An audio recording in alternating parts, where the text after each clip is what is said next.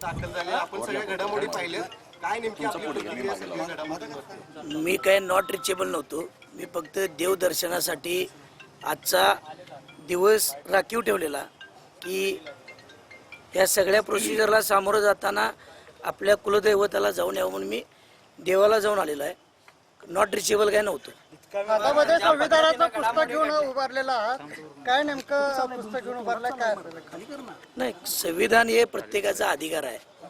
मला घटनेनं जो अधिकार दिला त्या अधिकारानं आपण निवडणुकीला सामोरं जायचं आणि सामोरं जाताना संविधान हे आपल्याला जो अधिकार दिला त्या अधिकारानं आपण पुढे जाऊन नागरिकांच्या कौल घेऊन जे काय आपल्याला कौल देतील त्याला सामोरं जायचं. याचं प्रतीक जे आपल्या हे भारत देशाचं एक संविधान हे प्रतीक आहे म्हणून ते संविधान हाती दिली होती. त्याच्यानंतर मधुरी महाराज यांना उमेदवारी दिली. काय नेमकं नाट्य घडलं आणि त्याच्यानंतर तुम्ही आता इथं काँग्रेसचं मला ते पटलं होतं का आणि आता जी उमेदवारी मागे घेतली ते सुद्धा पटते का? सगळा घटनाक्रम सांगा. तुम्ही सगळ्यांनी बघितलेलं आहे की मी काँग्रेस पक्षाकडे रीतसर अर्ज करून डिपॉझिट 20,000 रुपये भरून मुलाखती देऊन आम्ही 8 जणांनी मागणी केली होती.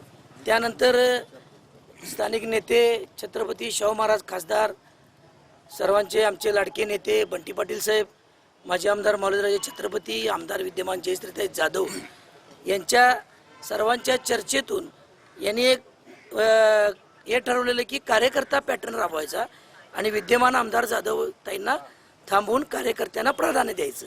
त्या पद्धतीनं राज्य अहवाल, केंद्र अहवाल आणि AICC कडून 27 ऑक्टोबरला रात्री 11 वाजता TV वर काँग्रेस पक्षाची तिसरी यादी जाहीर झाली.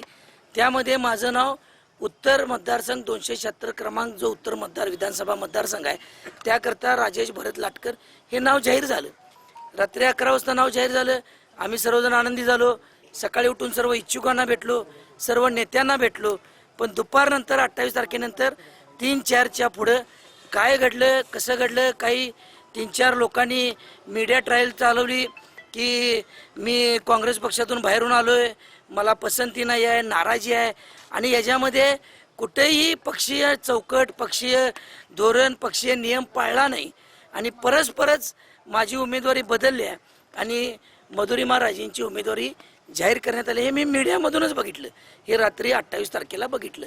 पण आम्ही 29 तारखेला फॉर्म भरायच्या तयारीत माझा फॉर्म उत्तर विधानसभामधून, ऋतुराज पाटील साहेबांचा दक्षिणमधून आणि राहुल पाटील साहेबांचा करवीरमधून म्हणून असा 3 आर असा पॅटर्न करून हा जाहिरात सगळी झाली होती आणि माझ्या सर्व कार्यकर्ते आणि आम्ही सर्व परिवार पूर्ण तयारीनिशी रात्री आम्ही चालू होतो.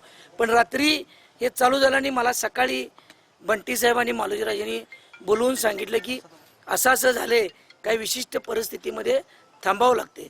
पण मी म्हटलं जर कोण ते पत्र मी आज इथं आणलेलं आहे, काल माझ्याकडे होतं ते, त्या पत्रामध्ये ज्यांनी ज्या पत्राद्वारे मागणी करण्यात आली आणि पत्र मालोजीराजांच्याकडे देण्यात आलं ते पत्रामध्ये पूर्णपणे खोट्या सह्या, त्यामध्ये उत्तर मतदारसंघाशी संबंधित नसलेले सदस्य ज्यांनी नंतर बंटी साहेबांना आम्हा सगळ्यांना सांगितलं की आम्हाला बोलवलं का आणि केलंय का. माझी अडचण नव्हती. माझ्यावर जर विरोध होता, माझ्यावर तक्रार होती तर ती पक्ष कार्यालयामध्ये पक्ष निरीक्षकांच्या समोर, जिल्ह्याचे नेते या सर्वांच्या पदाधिकाऱ्यांसमोर याचा उहापोह झाला असता आणि सन्मानानं जर मला सांगितलं असतं की आपण हे नाव बदलणार नाही ते तर पक्षाच्या आदेशापुढे मी गेलो नसतो. शेवट पक्ष आहे तर आम्ही कार्यकर्ते असतो हे मानणारा मी कार्यकर्ता आहे. असं मानूनच गेली 25-30 वर्षे मी समाजकारण आणि राजकारण करतोय. परस्पर बदलणं, 3-4 लोकांनी मीडिया ट्रायल करणं, त्यात माझ्या परिवाराची माझी हाकनाक बदनामी झाली, माझ्या कार्यकर्त्यांची बदनामी झाली.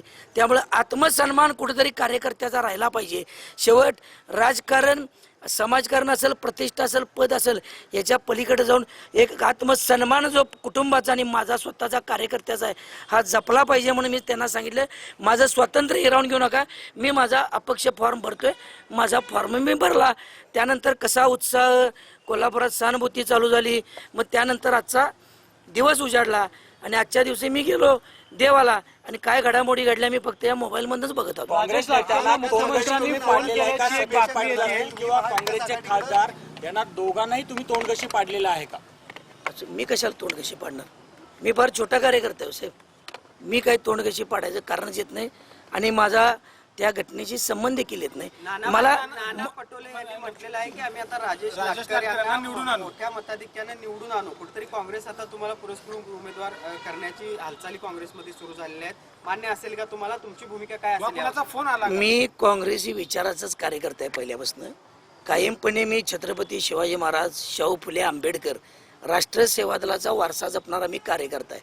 कधी मी पदासाठी आणि प्रतिष्ठेसाठी आणि कुठल्या खुर्चीसाठी नको त्या तडजोडी केलेल्या नाही आहेत. त्यामुळे पाठिंबा दिला असेल, पण मी या सर्वस्वी बंटी पाटील साहेब यांना मी भेटून मागणी करणार आहे. माझे नेते होते आहेत आणि ते राहणार आहेत, यामध्ये माझ्या मनात शंका नाही. मी ही घटना देखील मी अपक्ष फॉर्म देखील भरताना बंटी साहेबांना येत किंचितही मी एक नक्का एवढाही दोष दिला नाही, शाहू महाराजांना देखील नाही. फक्त मालोजी राजेंनी मला बोलवून विचारायला पावतं ही एक कार्यकर्त्याची कळकळ त्यांना मी विनंती केली होती आणि नाराजी व्यक्त केली होती आणि तो माझा त्यांच्यावर अधिकार होता आणि आहे देखील. या सगळ्या घडामोडीनंतर आता सतेज पाटील यांचे काही बोलणं झालंय का आणि कधीही भेट घेणार आहेत? नाही, मी आलोय ते मला खिलारी साहेबांचा फोन आला की चिन्ह वाटप आहे, तुम्ही स्वतः यावं लागतं. मी डायरेक्ट आलो होते इथं, मगाशी मी गाडीतनं उतरलो ते आत गेलेलो आहे. कुणाचा फोन नाही, काही संपर्क नाही. मी फोन बंद करून कर्नाटकात देवाला गेलतो, आलोय ते डायरेक्ट इथं आलो. राजेश लाटकरांनी माघार घेऊ नये म्हणून मुख्यमंत्री उपमुख्यमंत्री यांचे फोन आले होते का?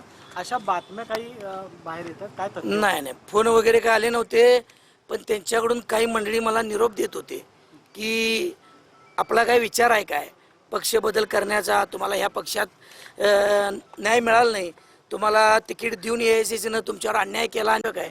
मी म्हटलं मी क्षणिक माणूस नाही, मी काय असेल ते तुम्हाला नंतर उत्तर देईन, आता मला काय त्या विषयात पडायचं नाही म्हणून मी ती भेट टाळली. म्हणजे कुणाकडनं होते अधिकृत काय ते मला फक्त म्हणत होते, इथलेच कोल्हापुरातले लोक आहेत ते, की मी तुम्हाला यांची भेट घालून देतो, अमुक त्यांची भेट घालून देतो. मी म्हटलं मला काय त्या भेटीत पडायचं नाही आहे. मिळालेलं आहे आणि कसा प्रचार? चिन्ह मी गोरगरिबांचं चिन्ह म्हणून मी प्रेशर कुकर चिन्ह घेतलंय, ज्याच्यामधनं 2 घास पोटभर आपल्या पोटात जातात. ही भावना माझी फक्त अपक्ष लढून आत्मसन्मानाची लढाई करायची आणि कोल्हापूर हे स्वाभिमानी शहर आहे, त्या शहराच्या नागरिकांच्या समोर जाऊन आपण वोट अपील करायची. ज्या पद्धतीनं मला डावलण्यात आलं किंवा माझं तिकीट बदलण्यात आलं हे पटलं नाही, रुचलं नाही. मला काय ते आमदारकीच मला पाहिजे असा काय माझा हट्ट नव्हता. आपण रोज आपल्या कामातून लोकांच्यावर भेटून आपण आपल्या कामातून त्यांची सेवा करत आलो आहेत आणि इथून पुढे देखील करत राहू. आणि ही संधी जर कोल्हापूरकरांनी दिली तर नक्कीच चांगलं काम करून दाखवू, हे तुमच्या माध्यमातून मी आज सांगू इच्छितो. तुमच्या भूमिकेतून एक लक्षात येते की तुमची उमेदवारी डावलत असताना सतेज पाटील यांना देखील डावललं, त्यामुळे सगळं घडलं. हे मायासारख्याला पण एक खंत वाटली. आज बंटी साहेबांसारखं नेतृत्व ज्यांनी या जिल्ह्यामध्ये काँग्रेस रुजवली आणि महाविकास आघाडीचा झेंडा बुलंद ठेवला, त्या घटनेमध्ये मला ते कुठं दिसले नव्हते. मी त्यांना प्रत्यक्ष भेटून विचारलं, त्यावेळी ते म्हटले आम्ही रात्री बसायचं होतं खासदार छत्रपती शाहू महाराजांनी आपण ते त्यावेळी चंदगडला काहीतरी बाबुळकर ताईंचा फॉर्म भरायला गेले होते. पण त्यांना विचारात घेतलं का नाही घेतलं, डावललं का नाही डावललं हे साहेबच स्वतः सांगू शकतील. पण मला स्वतःला वाटते की काँग्रेस पक्षासाठी मी कायमपणे एक चांगलं काम करत आलेला कार्यकर्ता असताना मला विचारलं देखील असताना, शेवट पक्ष हा मोठा असतो, मी कार्यकर्ता म्हणून काही फार मोठा नाही आहे. बदलायचा निर्णय पक्षाचा असतो. सन्मानानं सर्व इच्छुक सर्व पदाधिकारी बसवले असते आणि असं आहे, हे एक कारण आहे, हे एक कारण आहे. बंद खोलीत काँग्रेस कमिटीमध्ये झालं असतं तर त्या पक्षशिस्तीला धरून मी पण पक्षशिस्तीत वाढलेला कार्यकर्ता आहे. ते पक्षशिस्त आणि पक्ष नियम पक्ष आदेश पाळलाच असता मी. राजेश लाटकर आता अपक्ष म्हणून निवडणूक रिंगणात आहेत. कोणत्या पक्षाच्या बाजूने तुम्ही जाणार आहात, डोक्यात काय विचार आहे का तुमच्या? आता मी आत्ताच तुम्ही मला सांगितलं की मला पटोले साहेबांनी निर्णय दिलेला आहे. मग मी तुम्हाला आत्ताच सांगितलं की मी अपक्ष जरी असलो आणि मी बंटी साहेबांना मानणारा कार्यकर्ता आहे.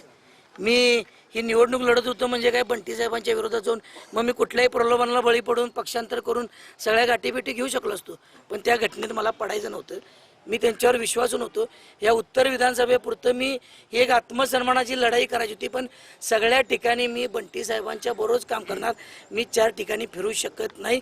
एकदा एक नेता मांडला तर त्या नेत्यावर काम करत असतो मी. शेवट त्यांना विनंती करणार आहे, मी अपक्ष आहे. साहेबांनी जर आता पटोले साहेबांनी धोरण स्वीकारलं असेल, बंटी साहेब, मी त्यांच्यासमोर एक लहान कार्यकर्ता आहे, लहान भाऊच आहे. शाहू महाराज देखील आमचे नेतेच आहेत, मालोजीराजे देखील नेतेच आहेत. पण घडलेल्या घटनाक्रमात मला का डावललेलं याचं आत्मचिंतन पक्षानं आणि नेत्यांनी आणि पक्षातल्या कार्यकर्त्यांनी जर केलं असतं आणि मला कुणीतरी सांगितलं असतं की का केलं हे, तर मी देखील ऐकलं पण असतं. या सगळ्या घडामोडीमुळे आता या ईव्हीएम मध्ये अधिकृत उमेदवारांना चिन्ह माघार हद्दपार घेतल्यावर हात झालेला. चिन्ह नसणार आहे. तुम्ही काँग्रेसचे विचार माझा काय दोष आहे? याला मी काय जबाबदार आहे? हे उलट मी ते तर विचारतोय, माझं काय चुकलेलं हे तर मला कळू दे. की माझं तिकीट जाहीर झालं, मला हात चिन्ह मिळालं, एवढा सन्मान मिळाला, अचानकच 2-4 लोक काहीतरी चालवतात, त्या पत्राची शहानिशा व्हायला पावती, तर पक्ष निरीक्षक येतात, त्यांच्यासमोर अहवाल जायला पावता, तिथून राज्यस्तरावर अहवाल जायला पावता. त्या अहवालाविषयी माझा न्याय हक्क होता की मला त्याची बाजू मांडण्यात यायला पाहिजे होती. त्यानंतर ह्या घटना घडल्या असत्या तर मग मी काहीतरी चुकीचं वागलो असं मी मान्य केलं असतं. साहेब, काँग्रेस होय, मग मी शाहू महाराजांना, मालोजीराजांना, मधुरी महाराजांना सांगितलं, आमचं काय चुकलंय सांगा, आम्हाला का बोललं नाही सांगा. आम्ही तो आणि हा जो काय अपमान झाला आहे आणि हा जो काय आमचा आत्मसन्मान डावलण्यात आलेला आहे, त्याचं आम्ही उत्तर आमच्या कार्यकर्त्यांशी बोलल्याशिवाय मी काही देऊ शकत नाही. महाराज, आपण आलात, आपले पाय आमच्या घरी लागले, धन्यवाद व्यक्त करून मी त्यांना चहा पाणी, आपल्या आलेल्या घरी पाहुण्यांनी, राजे आमच्या घरी आले, आम्ही स्वागतानं त्यांचा मान सन्मान केला होता की. पण मी लोकशाही मानणारा कार्यकर्ता आहे. ज्यांच्या जीवावर आपण राजकारण करतोय त्या कार्यकर्त्यांना विचारल्याशिवाय मी निर्णय कसा देऊ? त्यामुळे मी त्या दिवशी निर्णय, मग काल आम्ही मिटिंग घेतली, त्यामध्ये लोकांनी मला प्रचंड 1-2 तर रॉकेलचे कॅन घेऊन आलेले. मी तुम्हाला स्पष्ट सांगतो, उगीच काहीतरी मी भावनावशी होऊन चुकीचा निर्णय करून कोणातरी माझ्या कार्यकर्त्यांना दुखवणे माझं काम नव्हतं. म्हणून मी अपक्ष नाही ना बाबा आपल्याला देत, आपण आपले अपक्ष लढायचं या धोरणाने मी चाललो होतो. साहेब, शेवटचा प्रश्न, काँग्रेसची साथ घेऊन आता तुम्ही विरोधकांवर प्रेशर आणणार आहात का? नाही, प्रेशर वगैरे लोकशाहीमध्ये काही नसतं. सर्व पक्ष, सर्व कार्यकर्ते, लोकशाहीमध्ये मतदारच प्रेशर आणत असतो. त्यामुळे हे मतदारांनी प्रेशर आणलं का काय असं मला वाटायला लागले. माझं चिन्ह प्रेशर कुकर आहे, ते प्रेशर कुकर आणण्यासाठी नाही, मतदारांनी त्याच्यावर बोट दाबावं आणि विजयाची शिट्टी वाजावी कुकरची, प्रेशर कुकरची. छत्रपती यांनी कार्यकर्त्यांचा खऱ्या अर्थानं सन्मान राखला गेला आणि त्यांनी उमेदवारी मागे घेण्यास भाग पाडलं, त्यावर तुमची प्रतिक्रिया काय? नक्कीच जर महाराजांची ही भूमिका असेल आपल्या ठरल्याप्रमाणे तर मी त्यांचा शतशः आभार आहे. मी शेवट कार्यकर्ता म्हणून शाहू महाराजांच्या निवडणुकीत काय काम केलं, कसं काम केलं कोल्हापुरांनी बघितलेलं, आणि त्यामध्ये माझ्या येथील मताची आकडेवारी 14,000 मधली 8 ते 8,500ची आणि कसबा बावडा इथून 5,000ची, कावळा नाक्यापर्यंत 13,000 आहे, उरलेल्या परिसरामध्ये 1,000ची होती. हा विचार महाराजांनी केला असेल, हीच तर मागणी आम्ही महाराजांच्याकडे केली होती की महाराज आम्हाला न्याय द्या, आणि महाराजांनी न्याय दिला असं म्हटलं तरी काही वावगं ठरणार नाही. संदेश पाटील सुद्धा नाराज झालेले या सगळ्यात संताप व्यक्त केला. संपर्क साधणार आहे का? नाही, आता मला काय घटना घडली काय नाही मला खरंच काही कल्पना नाही आहे. हे तुमच्या संपर्क साधणार आहे का? नक्कीच आता हे तुम्ही कळताय की हात चिन्ह म्हणजे मधुरी महाराजांनी जर माघार घेतली असेल तर एक स्वाभाविक कार्यकर्ता आहे. निवडणूक काय सगळ्यांनी मिळून होते आणि ते तर आम्ही पण त्यांच्यावर कायम काम करत आलेलो आहोत, भविष्यात काम करणारच आहे. त्यांनी किती जरी लांब केलं तरी आम्हाला काय त्यांना घेतल्याशिवाय आम्ही काम लांब जाऊ शकत नाही, त्यांना घेऊनच काम करणार आहे.